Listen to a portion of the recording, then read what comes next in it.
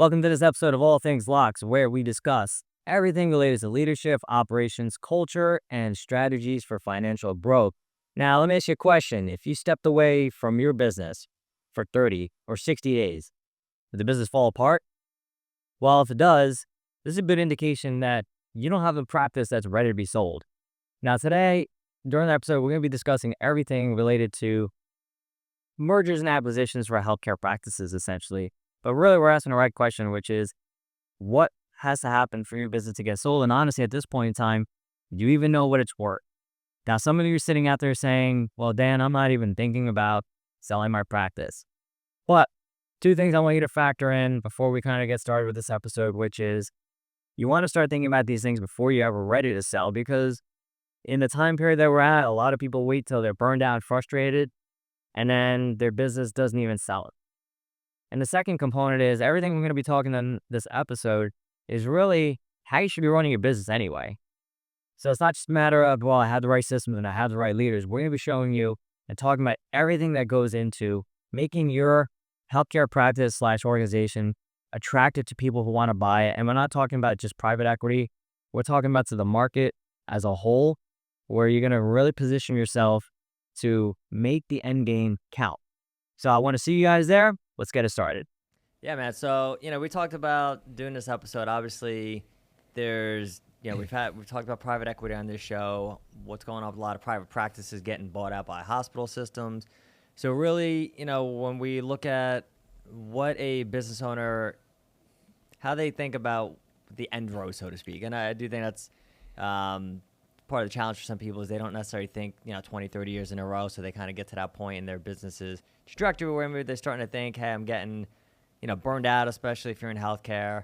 I'm just tired of dealing with insurance. I want to maybe let go of this practice. And then they really don't have an idea exactly what to do. And you start looking some stuff up, Google, ChatGPTs of the world. And a lot of it is geared towards just businesses in general, and this is why, we want to discuss specifically for healthcare practice, because it takes that business component, but then there's some little nuances that a lot of people don't really factor in. And, we'll get into some stories, but I could tell you, dude, just so many businesses in healthcare that I've come across, they just close the doors. And that's, I look at... It's unfortunate. Yeah, it really is, and I had a family business, and I don't think about it a lot, but more so I've thought about that aspect of, man, I would have sucked you build something over 25, 30 years, and then just like that, the door's closed, and the legacy's gone, and nobody even knows. Yeah. So even according to the Exit Planning Institute, it's like over 65% of business owners have no exit strategy. And, we're connected with quite a few different brokers, and they're like, that is a bullshit stat. That is not even true. I was like, okay, well, what's the number? It's like more. 95. Yeah. It's like way more. Sometimes they'll say, yeah, do you have a plan for exit? Say, of course I do. Of course I know what to do. And then we're like, come on, bro, do you really know? Like, I actually have no clue. Yeah. So the people have way more experience in like buying and selling, real estate or like a piece of property, but zero when it comes to, their actual business. Yeah, it's and I'm looking, honestly, even myself, I've been looking to buy a business, and I've seen a bunch of medical practice for sale, and it's just really two thoughts honestly even come across my head, which is number one, how much, why somebody would want to even buy, really, why would somebody want to buy the practice? If you're leaving, it's telling them for a reason. But then the second thing is just, when we're looking at it is, and we're going to talk about some of the biggest issues that people have when they're selling, or some of the biggest mistakes, but part of those 95%, a lot of it is simply you don't even know what it's worth, right? Yeah. It's like, I've had this business for 20 years, so it's got to be worth $10 million, and then it's worth $5 million. Right, and I look at this process, man, like as like you said, real estate. I kind of look at it like somebody selling their home, right? It's like I've lived here for 20 years, so it's got to be worth at least $500,000. Like, ma'am, you're sitting on a $300,000 house. What do you want? Yeah. The market's telling you what it's worth. The closest thing to probably buying and selling a business is if you are doing real estate, it's more like multifamily, because the thing that they're calculating is the cash flow. Yeah. So in any buyer, so whether you have a business where you have had it for 25, 30 years, and you want to look at the EBITDA. And the EBITDA is just another word for like cash flow, right? There's a lot of little factors in there. People think like sellers discretionary earnings and adjusted EBITDA. And so we're not going to bore you with all that stuff, but just basically like what's the cash flow of the business? What's left over after everything? And that's a formula. Yeah. And that's like the baseline for when the multiples start. So when you have the cash flow of the business, and when people are thinking like, okay, I can sell it for 3x cash flow, like 3 times the cash flow, 10 times the cash flow, 1 time the cash flow, because there's a bunch of other factors that are included in that when someone is looking to buy the company. And most business owners, one, they don't know what to look at. They don't know how to calculate it. And that's where they're just kind of running around thinking that their business is worth a certain number when it's really not. What do you think, if we're talking about, cash flow here, that is sort of the name of the game. How many business owners actually don't really even focus on that? Most of it's top line revenue. Yeah. Most of it's like top line revenue. It's like my business makes let's just use an even number, $10 million, right? But let's just say your net profit after everything is 5%, so like 500 grand. And you have another business that's doing 5 million top line revenue, but their net's 20. Which one's more valuable, right? It's obviously the one that might be revenuing half, but it's producing 4 times the net. Yeah. So those little calculations is what's going to determine who wants to buy it. And why do you think a lot of business owners focus on top line? Honestly, I think it's vanity metrics. It's vanity metrics, and it's a little bit of an ego. I would say like, I have a $10 million business versus like I have a $2 million business, but my net is 50%. So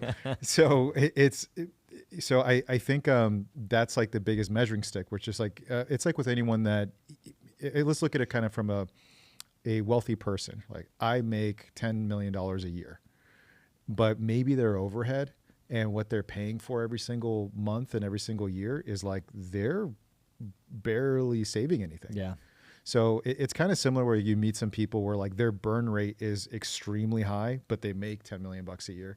But like at the end of the year, it's like they don't have anything. Everything is going to cars. Everything is going to like, golf clubs, memberships, flights, just it's going to another place where it's like, you're not really having anything at the end of the day.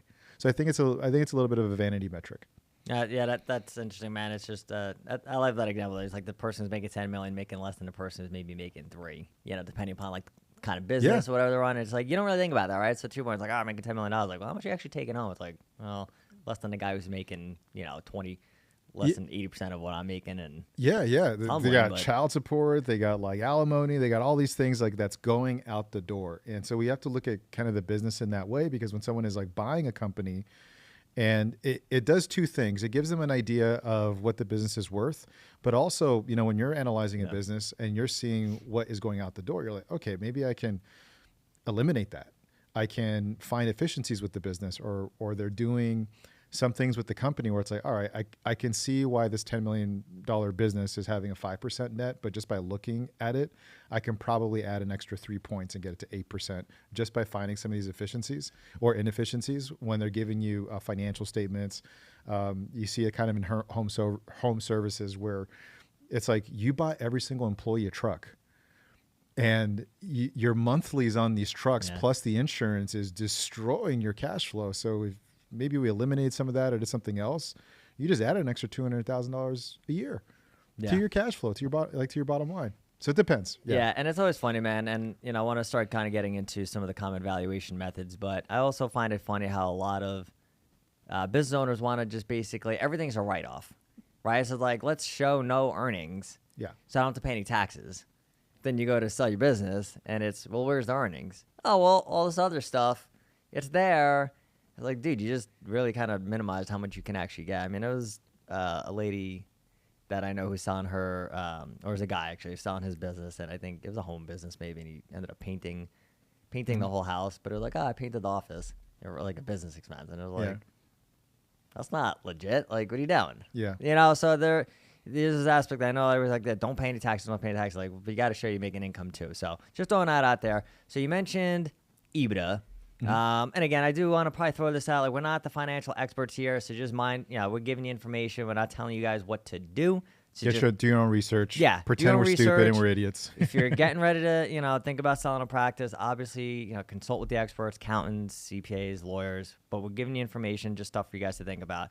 So we talk about EBITDA, which is, generally it's very commonly used. I'll let you explain it, but it's definitely something a little bit more for some of our bigger practices we're discussing. Yeah, so EBITDA stands for earnings before interest, taxation, depreciation, and amort. So it's just like after everything, it's just what's taken out, and you're kind of including the tax man on this, which is a little bit different than like seller discretionary earnings, which could be like, maybe someone's car that the owner has that's like under the business. Maybe it's like their salary. It's their insurance policy, their medical that you can take out, because once that owner is removed after the sale, that goes right back into seller's discretionary earnings, back into cash flow. So when we're thinking about, all right, I'm looking at selling my business, right? What are buyers going to be looking at? And they're going to be looking at consistent profitability. Right. So it's different than stable cash flow. So if you have a business, and let's just say you have a seasonal business, which in healthcare, it's typically not, right? It's people get sick and hurt all year round for different reasons. I only do gynecological exams in the summer. It just peaks for some reason. Yeah. So there might be some that like might be in the med spa space where like, people are trying to get summer bodies or people, right? So I see a little bit of that happening. Yeah. But you have some industries that are quite seasonal. So again, like maybe roofing, and you are having a business that's like in Massachusetts, and there's certain things you can't do when it's like negative 15 degrees out, or here in Vegas, it's like 107. Yes. There's certain things that could be a little bit seasonal. So sometimes you have areas, times of the year where your business is just kicking ass. It's just producing a lot of money. And then other times of the year where it's like, it drops. So the consistent profitability is that it's your margins that are consistent, but also month to month, what's coming in consistently. The cash flow is if you're looking at, someone's like financial returns for the last like few years, that you're seeing that there's an increase, but it's a amalgamation of everything that happened that year in one snapshot. So those are kind of two different things, but people are generally like, they're looking at like, what is the cash flow? How stable is the cash flow? How consistent is the profitability? In healthcare, do you have multiple providers, or are you leaning into one? How many services maybe that you're doing?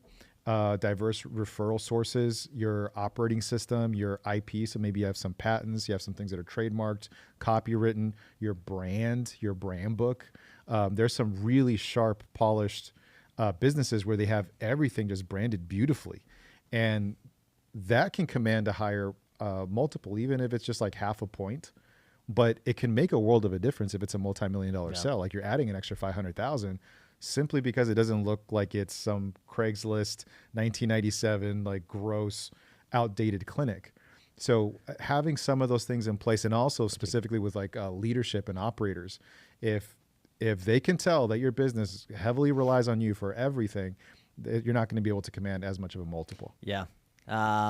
You were talking, and that's such good info, dude. The aspect too, though, of when we're looking at the valuation is how long of a time period. Mm-hmm. Because I think that's another tricky part with owners. It's just, well, for the last 10 years, I was making this much money. And then, Blue Cross really dinged me last year. They dropped our payments down 40%. So our revenue went down 30%. But I want you to pay me on that stuff. The last, the 9 years before that. So maybe could you explain to somebody, all right, when somebody's looking at the business, this is how they're actually assessing your cash flow to make you a valuable offer? Yeah. So usually they look at the last like 3 to 4 years. Usually it's around the last 3 years, because that's a good example of like, all right, well, in inheriting or buying the business today, all that other stuff that happened in 2012, you're saying that it no longer is in existence. Yeah. That the insurance now is dinged you 40%. So I'm inheriting. So why should I pay out for something that's not on the table? A buyer's gonna be like, that doesn't make any sense. You should marry me off of how my body was back then and my body count from like 10 years ago, not today. This past year I was a hoe and I had this huge body count, but you shouldn't do that. And it's like, that's not human nature. So what happens is that typically they look at the last handful of years and they do like an average. And that's what they go off of when they're putting together offers for a company. Yeah. But to your point, though, right? So somebody looks at the business and says, damn, you took a huge drop. And we're going to get into payer mix But in that specific instance, all right, maybe, or it's just maybe a regular, you lost a big client, whatever it may be, whatever kind of healthcare business you're in. Maybe you're being B2B. You lose a massive client, and then your revenue goes down. To your point, it's like, well, can you pay me off for 2 years ago? It's like, yeah, but I'm inheriting what's current now. I'm inheriting what you didn't build back up. So I do think, I get it, man. We all have that pride. You build a business. Definitely hurts when you see a drop and it maybe was your fault as the owner, or just, something like that. It's like I didn't keep my eye on the prize, so to speak. Yeah. And now my numbers are kind of suffering, but it's just, that's what people are buying. They're buying what is versus what was. Oh, 100%. You can't do this really anywhere else. And so oftentimes with business owners, you think that's the case, and it shows how little you know about business. I want you to pay me for my car from 10 years ago and the 2,000 miles that I had back then, not the 100,000 miles now. You'd be like, that's not what I'm buying. Hey, my house before the tornado was, was pristine. So why don't you buy it for that 500,000, then maybe the 250,000 it's worth today? Yeah. It doesn't happen anywhere else. So people really need to check themselves that I'm looking at the business currently today, that as we do the close and I'm getting the keys to the kingdom and you're transferring everything over to me, what do I actually have? Yeah. And you mentioning about that, that gross clinic, things like that. And I remember practice I was used to be in, and we bought an older practice. And I hate to say it because super nice dude, older, but kind of just what you described. Shit was from like the 1990s, old ass equipment, like everything needed to be, right? So it's, I got all these patients, but then you guys are going to have to come in and update the hell out of everything. Because again, we were essentially merging the company, buying it and making it our brand. It's all right. Well, it's got to match the image that we have. So it's all new equipment, carpeting, like basically everything, paint. So you're spending how much money to match the decor, so to speak, and the brand image that we had. It's like, all right, well, I got to factor that in, right? And also I think a lot of the patients at that point were just, it's maintenance patients. A lot of them are on Medicare, and Medicare really doesn't pay much at all, really anything for chiropractic care. So it's, what are we actually buying here, right? So that stuff really goes into play, and it's just, and he didn't have anything else that you just mentioned, leadership, none of that. So it's all right, we got to build all this stuff in. So that, unfortunately, the guy had sold it, but he's like, I had no other offers. But that's part of it. It's just, who would want to buy that just because you've been around for 25 years and maybe you were stable? It's like, there's all that stuff you listed that goes into it. So, when we're looking at what buyers are actually purchasing, and you mentioned some of it already. It's not just, all right, the cash flow is good, you've been stable. When we talk about the culture and the leadership team, what is somebody actually looking for in that instance? So I'm selling my business, and I'm coming to you. What should I look for and set up my leadership team to actually make it more attractive for a buyer? So the first thing is, you never want to take anyone's word for it. A partner and I, we almost bought a business up in Alaska that was also in home services. And one of the things they were constantly talking about was the team that they had in place and the reputation that they had in the market. Like, everybody knows us, everybody loves us. And I just simply asked, like, can you prove it to me? What reports are you running that verifies that's true? How can I see that? How are you determining the happiness level and the productivity of your team? Where's that at? Yeah. And they couldn't bring anything. So I'm like, okay, so you're saying that there's really good branding, people love you, but you can't prove it. And that's the biggest thing, is like, because they're incentivized, the seller, to get the highest dollar amount. Yeah. Us as a buyer, it's not necessarily that we're going for like the lowest, because that's, I get, like, if that's an attack angle, totally cool. But you want to justify that by, like, you don't have these things in place. Yeah. If you do have leadership in place, I would be curious, like, how did they get there? How long have they been with you? What was the training like for them? Do they do any, not extracurricular activities, but how else are you pouring into them and developing them? Are you sending them to seminars, to webinars? Do you have like a business coach that's poured into the team? How is it structured? Can you show me just maybe in your systems or your operating or your SOPs, how it's actually like structured? What's the anatomy of the business? Who reports to who? At what point? Like, what's their authority level? So I'm asking that type of stuff, and you're gonna get really quickly whether they have it or they don't. So I always want to start with like baseline things that they cannot lie about. Like, how long you been in business? Why did you start the company? What did you specialize in? And then you move into asking about that. And then you're able to see if they're fidgeting, if they're moving, if they're giving you indicators of falsehood. So that's what I look at when it comes to leadership and management team, but also specifically like what authority do they have? And what can they do without you? And if you were to leave, I'm also curious is like, what do you feel like they're going to do? If this business was sold, are they going to be jumping up are they going to be super excited? Like, yes, we got a new owner. Or are they going to be like, all right, if you go, I go. Yeah. But they're just going to say they're going to stick around. So I think when people are looking at buying a business, they really want to make sure that there's a team in there that can continue operations, that have stability. Like, are they married? Do they have kids there? How long have they been with the company? So if everyone is just like college students, I'd be a little nervous. Yeah. Not to, I mean, I feel like what you just described to is kind of that age-old question of, hey, if the owner just left for a certain amount of time, right? If you left for 30 days, it's like, would everything actually stay the same, get better, get worse? Right? And just be like, every time I step away, everything falls apart. All right, then you probably don't have leaders, and you definitely don't have systems. So it kind of gives, I think some good questions like that goes a long way. You talk about just being a, presence, so to speak, in the community.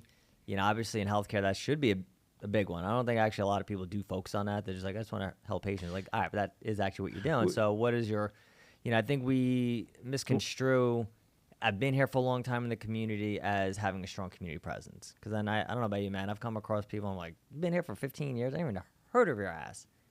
But they've been in the community serving patients for 15 years. Yeah. So, I mean, I guess over to you is especially in healthcare, like you do have some organizations that are heavily relying on insurance. Like it's basically their lead generation. And so they're just getting a ton of folks where it's like they have no other choice but to go to this particular clinic because it's a network. But if you're buying that said clinic, like what are some other things that you look at, like especially around market and like even brand reputation and patient outcomes? So the patient outcomes, I mean, realistically, the only way anybody can see what patient outcomes look like, generally speaking, is actually just reviews. Because there's not a ready-made database outside of hospitals where you can go in and actually see, all right, what's their recovery rate. But for independent private practices, there's nothing like that. So it's really, all right, what are the patients saying? So Google reviews is really about it. From a standpoint, though, of being in the community, to your point, show me the proof. At least, are you out there? Are you building a brand, helping people, really contributing? That for me, I always just went to social media. I mean, that's actually when I was helping our practice build up in Jersey. That was one of the things. Like when we're going out of the community, you got to show these things. I know it's kind of weird sometimes, right? It's like you're doing good things, but you got to record them. Like I know there are fake people on social media who record it, and it's not for the sake of, it's really just look at me. I'm like, you got to show people that if we're doing events. Put it on the website, you got to advertise that stuff so people say, all right, you're out there, or come see us at this. So that's one of the things I would always look at when it comes to the insurance aspect. That really leads more into, and we'll speak to the people that are cash-based, because I know this people like, oh, well, I'm cash-based, so it doesn't matter to me. But for the people that you're getting insurance, the one caveat I would say if I was the owner, that I've seen this mentality is, well, they're guaranteed patients anyway. So let's not focus on the service as much, especially when I get how much money from them and we're so freaking busy. So do what you got to do to get through the day. So then the customer service, which is what I'll call it, isn't that great either. So that's kind of that effect. But when you're looking at it from the buyer's perspective, so that stuff matters too, to your point. It's like, what do people say about you? Am I buying something that a lot of people are thinking, this is crap? They make me wait 2 hours. They rush my appointments. It's going to be a lot of work to overturn that, because I can tell you right now, nobody goes back to that clinic. It's not like you have a bad experience and you say, I'm going to go back there. No, I'm looking for some place else, unless you're in a rural community where that's the only option. Yeah. So that's really a big one. And then honestly, even just outside of the brand perspective, talking about insurance is just, all right, what kind of insurance do you actually take? Yeah, 100%. And you hit on a really good point, and I really hope people kind of hear this. I'll use maybe a different business as an example. So let's just say you're buying a restaurant, and the restaurant has stellar reviews. They're constantly on social media. They have awards. They have all that stuff, right? And then you're buying that versus a restaurant that serves the same food, but it has like 2 stars on Yelp. They hardly have anything. There's constantly complaints. Going into that business, you're going to have to do a little bit of work to kind of turn that around and change the opinion of the market for that business. And that takes it's just extra capacity to turn around the business. Yes. So it's the same thing with the clinic. You're going into one and they're, on Yelp, they're on other platforms to determine like surveys and ratings and all that. And maybe they have some awards and they're doing things really, really well. So which one do you feel like is going to be more valuable? It's like the one that has like literally nothing and some complaints and, their referral rate is really, really low versus another one where it's high and they have a really great social media presence and a really good markethem plan. Yeah. It's different. I'll take a practice that has 2 reviews versus the one that has 100 and 30% of them are crap. Yeah. For sure. Yeah. It's going to be so hard to repivot those. Because the other offices they just don't maybe focus on it. They never talk about it. Not a big deal. But you mentioned too, even referral system, so to speak. It's all right. Are we actually, and that's actually a fair point. I said there's not many things you do outside of Google reviews. That actually is a strong indicator. Not 100%, but it's a strong indicator that you're getting good outcomes with people too. I will say some people are just horrible at asking for them, and patients don't generally just let me refer to people. But if you ask them, they'll send them if you're doing good. But that's one too. It's all right. Where are you getting your patients actually from? So is it all insurance, or some people they go all in on. Antonio's an orthopedic doctor, surgeon. I'm a physical therapist. I'm going to buddy up with Antonio. And then Antonio says, hey, by the way, I'm retiring or I'm quitting or we had a falling out. And that's, oh shit, that's 70% of my patients coming from this one dude gone. Yeah. Usually when we're looking at a company, like it's really awesome when the seller presents like a pie chart where it's a very simple pie chart of like, all right, where is your revenue coming from? And it's like, all right, 50% insurance, 10% this, we get some from social media, we get 15% from referrals, we get this. And then now you're able to get a really good bird's eye view of where the revenue is coming from. And that gives you some ideas to expand on, but also things maybe you could tighten up on. And all of that affects the buying process and the multiple. Yeah. And then, we mentioned cash practice, so I'll throw that in there, or, anything that's cash based. Is that obviously they're going to look at what is the, monthly recurring, right? Or is your earnings like this? It's like month to month, just like a roller coaster. It's, we did a marketing campaign, we got a lot of people in. Then when we market a little bit less, we get less people. Or maybe it is seasonal, to your point about that, aesthetics clinic, something like that. It's all right, nobody's really coming here in the winter, give or take. So, that kind of stuff too. So it's what can you build out even if you have maybe a cash PT or a chiropractic or orthopedic practice, what could I maybe build out? Obviously memberships are super popular now, but maybe it's a supplement, something that has them coming back versus somebody looking at it saying, wow, 100% of your patients are they're not recurring. So it's a lot of extra work I have to do to get people to come back in. And I would say so the first one is a kind of very different pie chart as far as like where it's coming in. And then you can have another pie chart and there's different ways you can kind of look at it that also tells the type of services that you're providing for the revenue. So where's it coming from? And then what's the service itself? And that also gives you an idea of things that you can add to complement the service, or maybe in some things that are not really moving the needle that it takes capacity from the team to do, but you're not really getting paid a whole lot. And it gives you an opportunity to substitute that out for maybe something else that's a little bit more profitable. That still helps the patient. Yeah. What would you say would be some maybe yellow, if not red flags, when I'm assessing a business, or maybe I'm the owner and I'm thinking, hey, I'm getting honestly sick and tired of dealing with insurance, and maybe it's a good time for me to start thinking about getting the hell out. What are some things you would say, all right, let's work on these things because these are red flags potentially to a buyer? So to me, what would be a red flag is if that's the consensus, if that's what that person feels. Because buying a business is not like an overnight thing. It's not like we'll get it done over the weekend. No. That doesn't happen. Fast is 90 days. Yeah, no doubt. 6 months is anywhere between 3 and 6 months is more in alignment of kind of how that buying process looks like.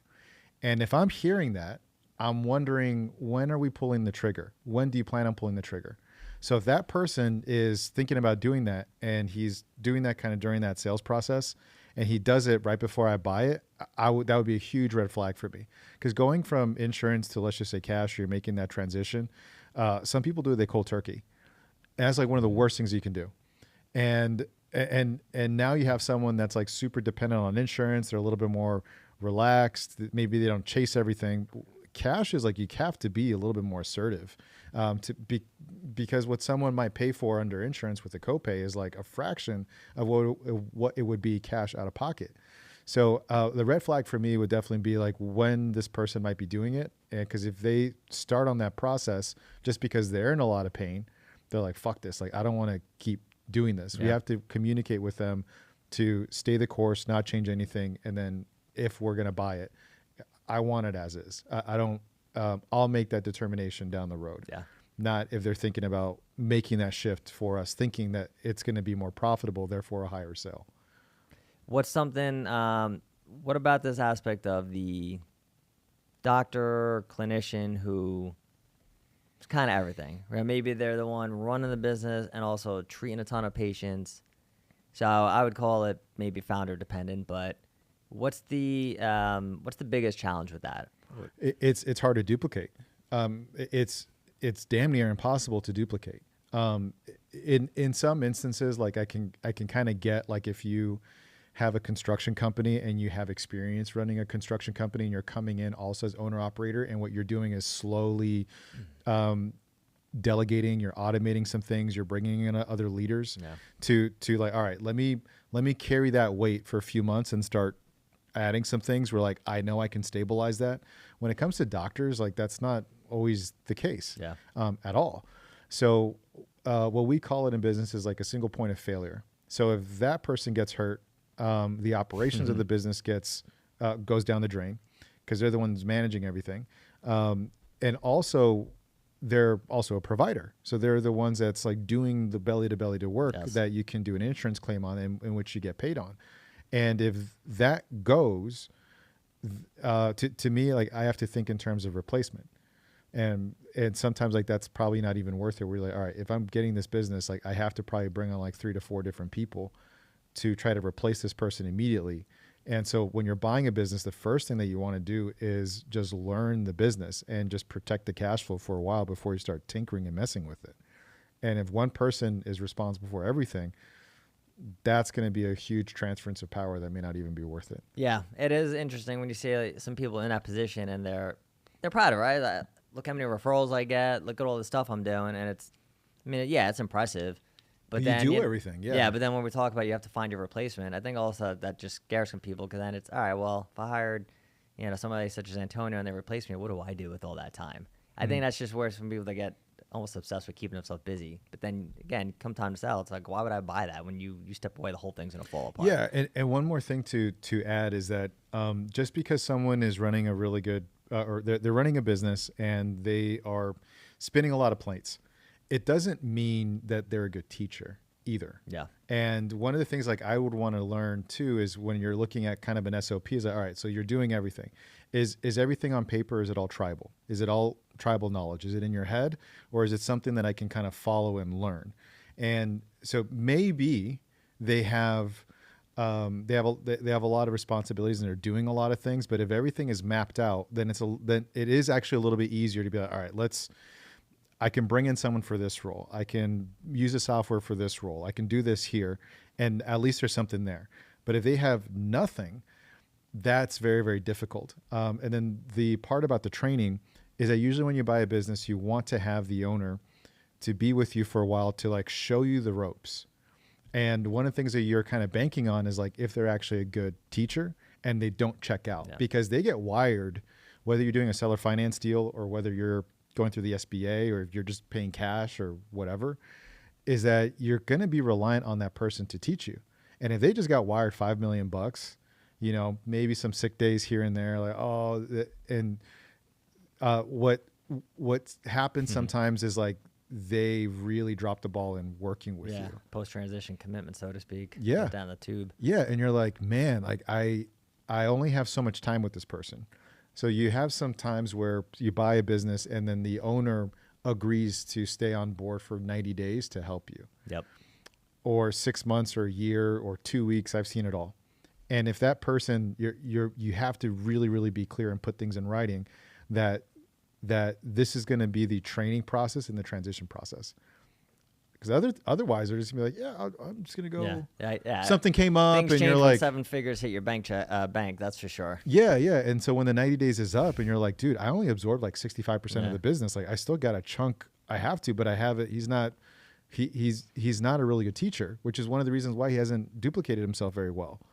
So that's a thing that comes to me. And so when you're going through that process of like, why haven't you automated or delegated or built up leaders?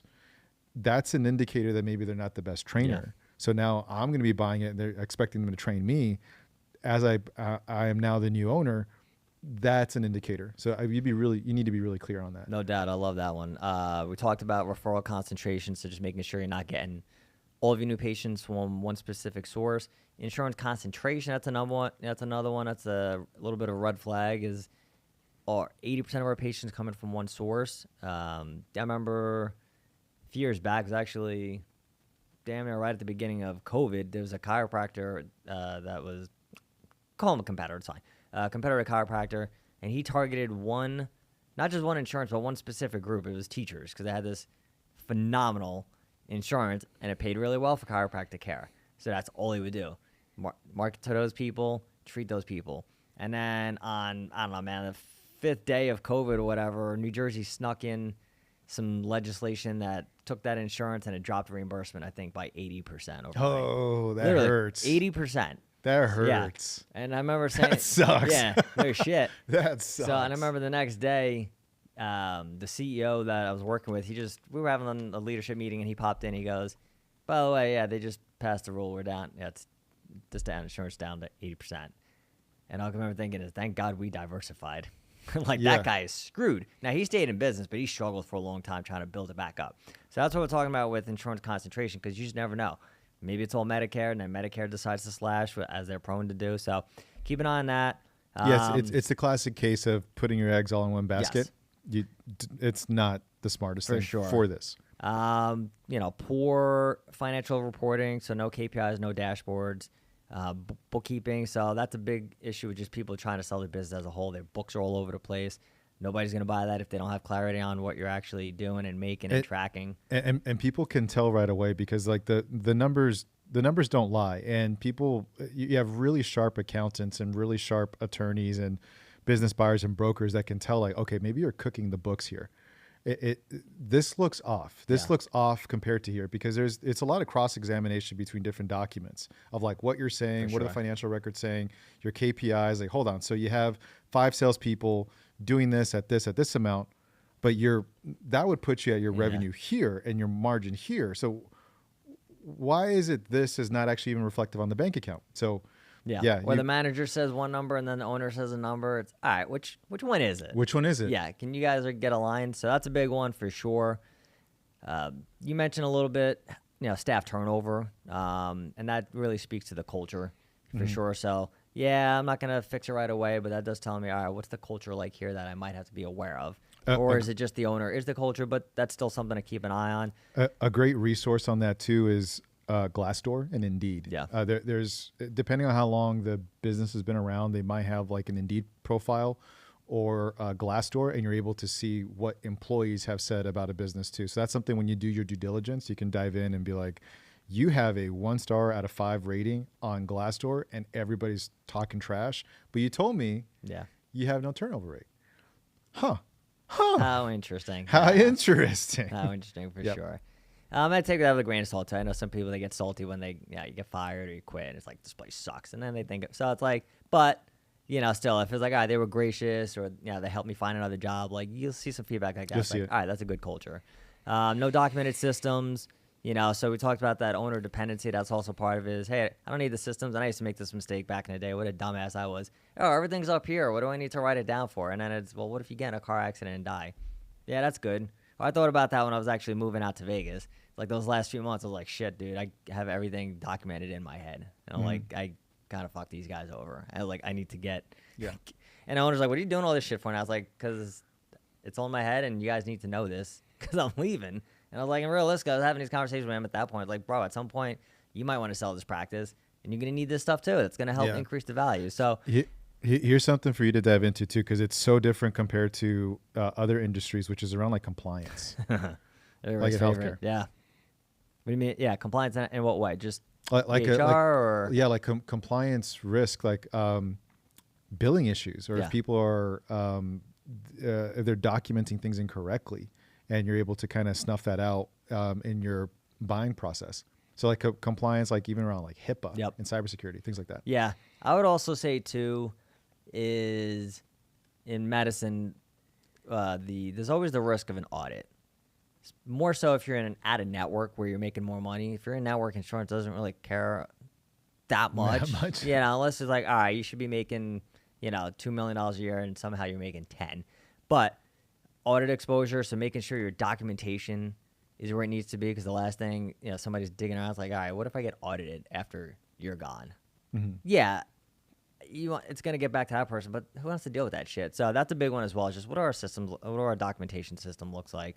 And then to your point, it's just cybersecurity threats, all the stuff that people need to have buttoned up before they get screwed over as the new owner now.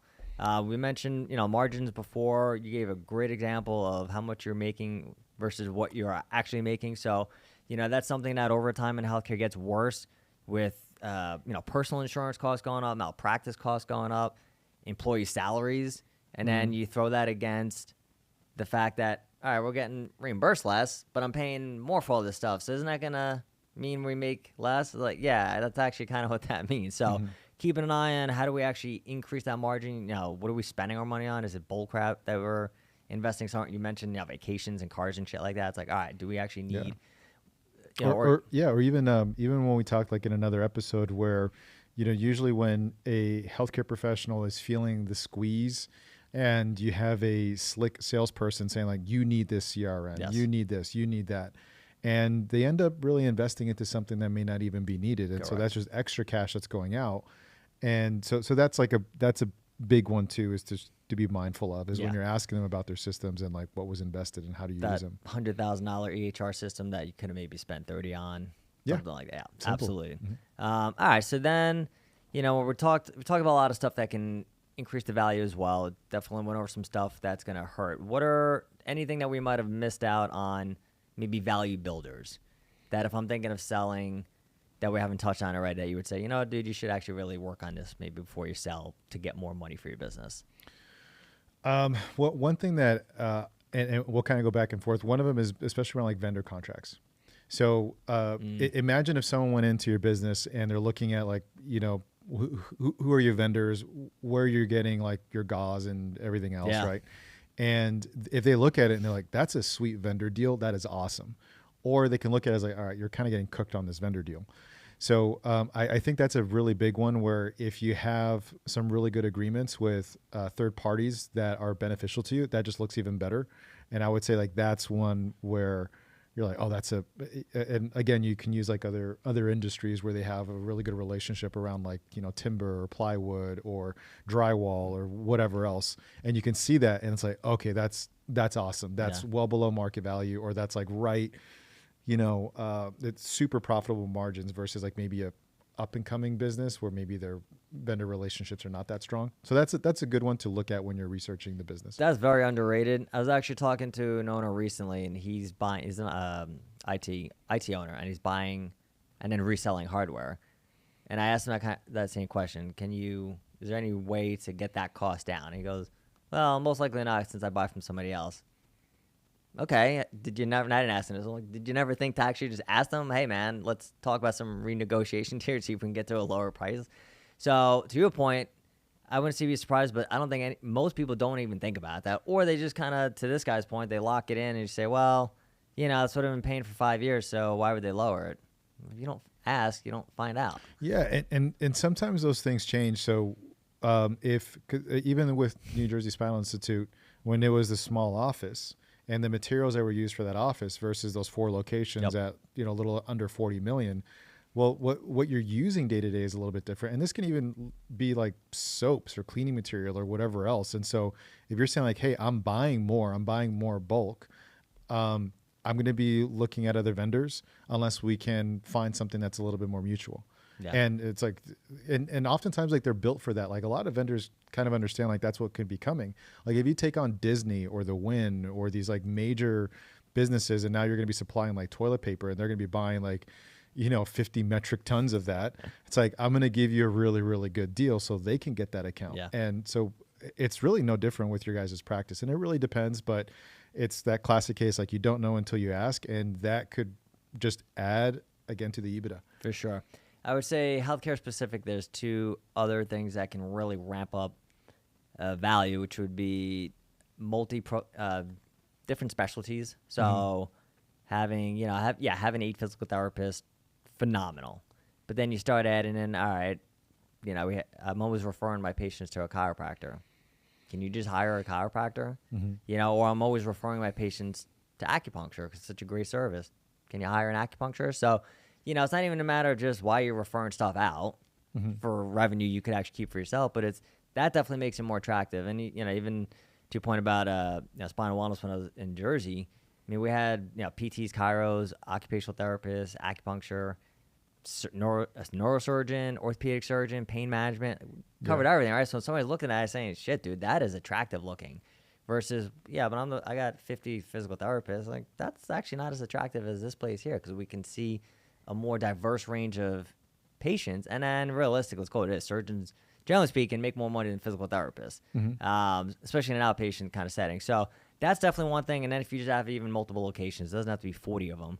But if you can get 2 or 3 locations, that obviously opens you up to a way bigger valuation. And they don't have to be gigantic. I do think that's where people get tripped up. It's like, ooh, I don't want to be that big. It's like, we said it has to be gigantic. It could just be 2 or 3 small locations, but it definitely still looks more attractive. Yeah, and I would say probably the magic number is probably 3. Yeah. Having 2 locations like that always helps. It makes things better. But what really launches you into probably a much better EBITDA, a much bigger and better buyout, and what's going to attract better numbers from like private equity or even like just different groups is if it's 3 and above. Yeah, like three locations and above. 2 is that's cool, but also that they're all pretty stable. If you have like 2 really strong locations and the other one's just sputtering, that's one thing. But you want to have them as strong as possible. Yeah. But that's what they're going to look at too. Like, oh wow, you have 3 and they're in this market. Like, oh, okay, cool. Yes. So, and you asked a good question at the beginning. You were talking about that business you and another partner almost bought in Alaska. And it was, if you say you have raving fans, can you prove it? What other, and we went through a few, what are some questions that as a buyer somebody should ask, or if they're the seller, it's like, all right, if I'm acting as the buyer, what are some questions I should ask myself? So the biggest one is, all right, if I'm just being honest with myself, if I did leave the business for 4 months, like let's just say I told my team I'm going to go on a 4-month sabbatical, you got this, and you leave, what's going to break first in the business? What's going to actually happen? And that immediately is going to give you a kind of blueprint of what to fix. So if someone's going to like ask you anything, depending on who's asking you, there's a couple of things they're going to look at. One is the facts of the business, but also you're just as important too. So what's your motivation? Why are you looking to sell? Because if you're trying to do things kind of on the quicker side and you're informing the buyer that that's the case, for example, like people get divorced, maybe the owner passed away and now the kids are in control and they're trying to offload the business. So learning about if legacy is important, if they're under distress, something happened. Going back to the Alaska one, was that owner was about to have knee surgery. So not only was he the single point of failure, but he's going to have basically an entire knee replacement. Yeah. So he's doing the work, he's doing operations, and a knee replacement is not like. Yeah, you're not back to normal the next day. You are not back to normal, not even the next week, not even the next month. Like you're. That's months. It takes a while. So, and the person's like probably going to be on like muscle relaxants and painkillers. Oh my God, dude, pain meds out the ass. Pain meds up the ass. So it's like, how good is this person that's going to be teaching me and continue to be productive? And sometimes along the way, if production drops because someone's under duress or they're injured, business moves on without you. So if someone is, in healthcare or home services or something happens and they start getting a new partner, that can actually hurt your business too as well. Yeah. I know I kind of use like home services every now and then just to kind of create an example for healthcare. But if someone needs like an HVAC business to do their job and they're incapacitated, that other builder is going to have to go someplace else, and they could very well negotiate a better deal. And then now you lost an account or really reduce down the revenue that comes in from that account. So I think that's a really, that's a big one. And let's just throw out another thing too, especially the type of deal that you're doing. I would want to know what the person is going to do after the sale. Why would you ask that? So this doesn't happen too often, but it happens where you do a seller finance deal or you get something and they, like if you have a seller finance deal or someone gets wired their money, they just dip and they go to another country. One of my concerns with this other one was that, they were married to a foreigner and they had a place outside of the United States. And that seller finance deal, they could go and live like kings at this other place for like the next 30 years because of the exchange rate. Yeah. And the last thing that I would want, because it has happened, nice, where like you wire it, you do it, and it's sayonara and there's no way to get it. And you're fucked. Yep. So one of the things like I'd like to learn is like what's once this closes, what do you plan on doing? Like, I want to be around in the city. I want to coach my grandson's little league team. I want to travel with my wife. I want to do this. I want to do that, and getting to learn a little bit more about what they want to do afterwards. Because sometimes you can structure a deal where they kind of maintain an equity stake. And just to continue to help and be a part of the team and help with the transition phase a little bit longer. So I really want to know like what are your aspirations afterwards too as well. Yeah. And maybe the business can continue to be a part of you long term. So it depends. It depends on what I want as a seller, but also the buyer. When we're looking at, from my perspective, really, and we talked about that. I gave the example at the beginning of the episode about that person who's just selling their house and, I've been here for so long, so I think it's worth this, but then I factor in and the roof's going to fall apart and, year X, Y, and Z.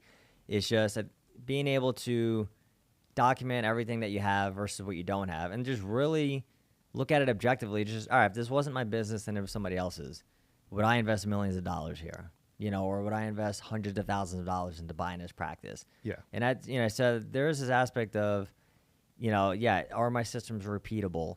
Can this clinic currently scale?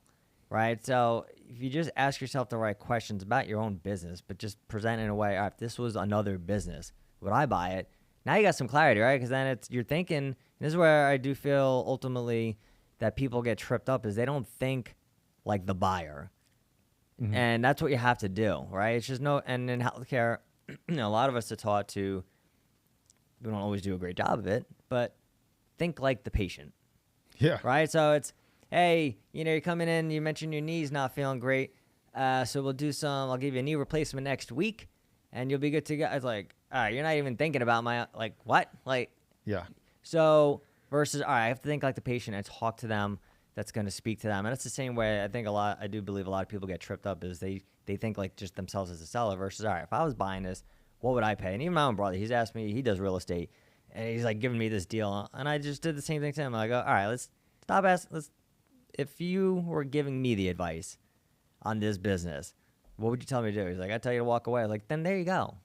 Right? So sometimes we also make it a little bit harder than it needs to be. Yeah, 100%. And I think people beat themselves on like what, so you're kind of talking about like, putting yourself in the other person's shoes. Yes.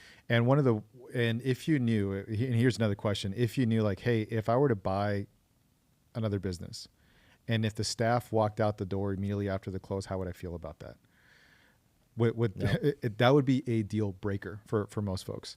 So if that's a question you want to ask yourself is like, hey, like how loyal is the team to me? For sure. And if I leave, if I do something, are they going to be like, oh, am I going to have a, not a volatile, but what's the word? Not aggressive, so to speak, or like not a disruptive staff, but maybe a very, a little chaotic. Yeah, like maybe. post so it's like chaos. Yeah, like everybody loves Dan. They want to, and you're like, oh my God, you're leaving. Like, hey, I'm selling the business. I'll be out in the next 90 days, and I love you guys. Yeah. And now the team is super reluctant and just completely biased against the new owner. and it's like, all right, this is kind of a very combative staff now, where it's just going to be that much harder. So I have to kind of ask myself, like, is my team going to do that? Because especially if we get certain things in writing and that happens and it really impacts productivity, to you as the buyer, you can be like, dude, you're selling me something where I'm getting this, very combative team. Yeah. And productivity is being hurt, and sick days and PTO and outcomes are suffering. Yeah, for sure. Yeah. So that's one thing I would ask is, like, what's my relationship with the team? If I did have to tell them, hey, I'm going to be moving on to the next phase of my life, who would leave? Yeah. Who would stay? And kind of having those touch points. And I think that's a really important one. If you're buying a business, but also think about if you're selling it. Yeah, I will admit, when I moved from New Jersey, half the staff quit. No, I'm just kidding. No, nobody quit. They're like, good riddance. Nah, that's not the case. But they're not moving to Vegas. So I want to his last section, dude. I just want to and we're running a little short on time, so I'm gonna blow through this a little bit quick. This is just if you guys are thinking about selling, and also if you got up to this point, like, all right, well, I haven't been thinking about selling my practice. We're gonna get into why all this is pertinent, regardless. But if you're thinking about selling, that's what the big question: who do I sell to, right? So few options for you. You could obviously sell to another practice, private equity, which we've talked about plenty on this show. Please check out our episode with Dr. Adrian Tallison. That's a great one. It's not everything it cracked up to be, but it's an option. Hospital acquisition, that's a big one for doctors, especially primary care physicians. You can certainly do, if you have partners, sell to the partner. Like a buyout, yeah. Yeah, buyouts. There's also, exchange, the ESOP, employee stock ownership program. Mm-hmm. So, all right, maybe I don't want to sell it to a partner, or I don't have a partner, but can you sell shares in the company? I actually love this and it's very underutilized, but can you sell shares in the company to the employees? So essentially, all right, now the employees actually own this. That's a great one if you just, hey, I want my legacy of this practice to really build up. And I also care a lot about the employees. So it's a good way for them to keep it going, but also make more money for everything they've sacrificed into this practice as well. So a few things you could do there. And ultimately, the biggest thing, kind of like put a bow on this, that at least for me, the takeaway on this, dude, is not just, hey, only do this stuff when you're getting ready to sell, right? It's just ultimately all these things we talked about, the systems, the leadership, having the right culture in place, having financial strategies that make sense long term. These are the things that actually just help you run a better business, right? So it's not just only do this if you're thinking about selling, and let the other 20 or 25 years you own the practice be very disruptive and chaotic and stressful. It's no, do these things from the get-go and then improve them as you go along. But ultimately, guys, if you want to maximize your value, no matter how small or big you are, whether you're making $500,000 or $50 million, the next person lining up to buy your practice is looking at these things. Yeah, 100%. And we're going to have a PDF in the show description. Check that out. Go through it yourself. And if there's some things in there that's a glaring gap and you need help, reach out to us. Be happy to help. Yeah. And honestly, if you just at this point saying, I don't know what the hell I'm doing, clueless, or just I'm thinking about selling, I'm getting burned down, you're not sure where to start, PDF's a great one. You can always book a call too, and we can run through it with you. But honestly, guys, thanks so much for joining us. Catch you next time. Later.